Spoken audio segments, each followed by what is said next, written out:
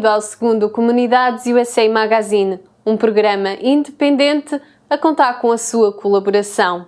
Para ver, fica até ao fim. E hoje apresentamos-lhe a história de António Cá, um guineense que precisa urgentemente da sua ajuda, e depois vamos levá-lo a conhecer a arte das comunidades portuguesas. E não só. Quando chegou aos Estados Unidos há 3 anos atrás, António Cá entrava com um contrato para trabalhar na Embaixada da Guiné em Washington. Mas 2 anos depois, a Guerra Civil deixou o seu país na bancarrota, fechando a embaixada. Já sem visto, António parte para Nova Iorque para trabalhar na construção. Durante 5 anos conseguiu uma boa quantia que lhe permitiu construir uma casa para a família, a esposa e 2 filhas, uma das quais ainda por nascer quando deixou a Guiné. Mas em 2001 começaram a surgir os problemas de saúde que o encaminharam ao hospital. Vi um médico, o médico falou comigo e eu tenho problema, mas ele não sei, eu tenho que internar.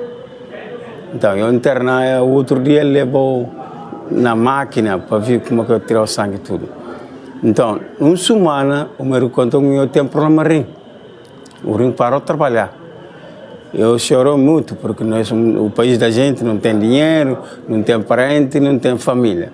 Então eu fico lá uma semana, 2 semanas, então eu comecei a fazer modales. Por ser ilegal, António não tem direito ao transplante, nem com a ajuda do Medicare, que lhe paga a hemodiálise, com a qual sobrevive há 7 anos. Se eu não tenho gringa, não posso para ganhar rim. É só tratamento. Às vezes benefício não tem, porque não tem gringa para ter que pegar o benefício de, como é que chama, para pegar o benefício de Estado. Sem dinheiro e sem saúde para trabalhar, António vive da solidariedade de alguns amigos e associações de Mount Vernon, onde habita. Humberto Lopes tem acompanhado a situação de António, tornando-se o seu principal apoio. O António vive aqui e eu conhecia pessoas da Guiné, brasileiras, que iam à minha loja e me falavam do António. E então, quando eu soube onde é que ele parava, eu procurei ele.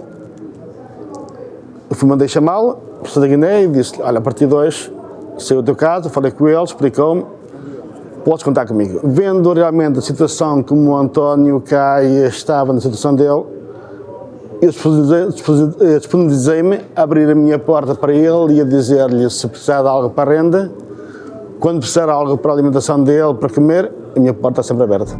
Mas se o transplante é por enquanto impossível, regressar à Guiné é impensável. Num país onde não há hemodiálise, António estaria condenado à morte. A Guiné é um país que não tem hemodiálise. Ele na Guiné não tem qualidade de vida, nem condições de vida.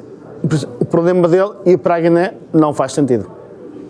O que fazia sentido é realmente se houvesse uma imunização para poder pôr a família junto dele, não sei aqui. Aqui, ou em Portugal, ou um país que lhe desse apoio, que realmente lhe desse tratamento, não? Se o meu país tem tratamento, como Portugal, eu já fui embora. Mas só que não tem. Eu morri o pai lá, morreu minha mãe, o meu irmão morreu em 2005. Eu tenho só 3 irmãs, com 2 meninas, com minha esposa. Eles moram lá, às vezes o povo deu dinheiro, porque a África, você sabe, tudo a África tem o mesmo problema. Não tem água, não tem tudo. Então, contra que eu trabalho aqui, eu faço uma casa lá, mas só que está com muita falta de água. Então eu explico ao Humberto dá $400, o homem cobra $200, eu compro material, o homem faz o furo de água. António tem esperança que a sua situação se resolva e que um dia possa ter a família junto de si. Mas para tal, apela à boa vontade de todos aqueles que de uma forma ou de outra o ajudem a pôr fim ao sofrimento e à solidão.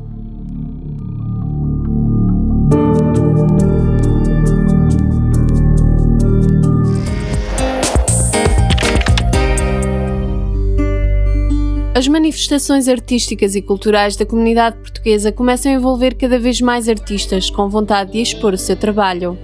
Tem acontecido na Casa do Ribatejo, onde as exposições se tornaram eventos regulares e abertos ao público durante todo o ano, e noutras associações portuguesas que temporariamente se abrem à criação dos artistas luso-americanos. A pintura, a fotografia, a escultura, a literatura ou a música tornaram-se formas de comunicação entre o criador e a comunidade. O artista é um criador e ao criar está a mostrar algo que ele fez E é isso, é esse intercâmbio, quem aprecia a arte e quem faz arte. A arte para mim é uma psicologia silenciosa. Por vezes não precisamos de falar muito para dizer aquilo que somos. A paixão pela arte é comum aos artistas da comunidade, mas a inspiração é individual e subjetiva e cada um tem sempre um traço diferente para revelar aos apreciadores. Eu adoro as cores e o nosso folclore é rico em cores. Então, ao observar aqueles movimentos e as cores, isso tudo acho que mexe comigo porque também faz parte das raízes. E nós aqui temos muito folclore. Eu gosto muito de desenhar mulheres em movimento, homens também, mas principalmente mulheres em movimento. Nos últimos 2 anos, principalmente, tenho ido até Sandy Hook e fotografado aquela gente a passar. Eu gosto do surreal porque o surreal é a melhor forma plástica para transmitir os nossos sonhos, os nossos pesadelos, os nossos momentos mais eróticos e mais surpreendentes da nossa vida, não é? Mas para a grande maioria, a arte não é um negócio lucrativo e viver das criações não é uma opção. Eu gostaria muito que fosse a minha atividade principal, porque às vezes confesso que canso-me um pouco da conservação e restauro, mas será sempre, eu terei sempre a minha vida um pouco equilibrada se tiver estas 2 áreas em atividade permanente. Mas também aqui o espírito para um pintor, claro que precisa, quem vive da arte precisa de vender o seu trabalho, não é? Porque tem que pagar as continhas, mas quando não se vende, a gente fica contentes na mesma. Eu também, como é que é dizer, é o meu trabalho, as peças são como se fossem filhos meus e eu não vendo os filhos assim por um preço barato, não é?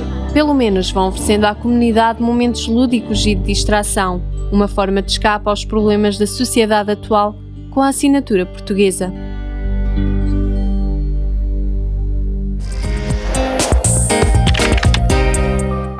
Começou no dia 13 do mês passado a votação pública para a eleição das 7 maravilhas de origem portuguesa no mundo. A lista a concurso inclui 27 monumentos, 7 do Brasil e 10 no continente asiático, 5 dos quais na Índia. No Uruguai vai a votos o Centro Histórico e Colónia de Sacramento. Em África, os monumentos e locais a concurso são 9. A votação pode ser feita através da internet no site www.setemaravilhas.sapo.pt. Cada pessoa pode votar em 7 dos 27 monumentos a concurso. Entrou em vigor a autorização de entrada para cidadãos isentos de visto. Todos os cidadãos oriundos dos países que integram o Programa de Isenção de Vistos norte-americano, onde se inclui Portugal, que queiram entrar nos Estados Unidos têm de pedir antecipadamente a autorização via internet.